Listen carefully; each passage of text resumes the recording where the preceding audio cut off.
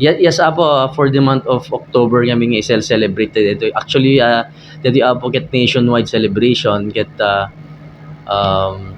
dito apo get very important para kadito PDLs kasi kasla maipakita kada kawada ti public awareness si sitwasyon diti oneg ti pagbaludan ket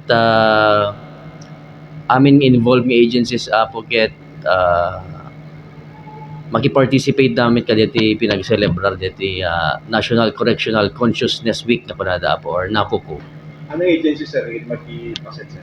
Usually apo ket dikiti Parole and Probation Office, dikiti Regional Trial Courts, ken dikiti Public Attorney's Office pay apo kasala da pay ken usually adda pinukwa coordination ti BGMP apo umay damit maki exhibition game no at oras da apo.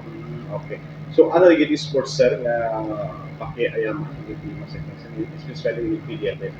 So ti nakaya sports nga ay ayamin da apo tattaket ti basketball, volleyball, chess ken badminton apo. So dapat pero premyo sa duno mo nga lawas sa dito championship games ako. Yes apo na actually nakaset ti awarding ti winners inton October 28 ket data apo ket tiyempo pay ti dalaw iso nga very excited apo men digiti PDLs ti kadiyatan tong aldaw kasi kadwadan to digiti papamilya daton dito yung awarding ceremony apo. Ano ti pala kami purpose na ito sa celebration?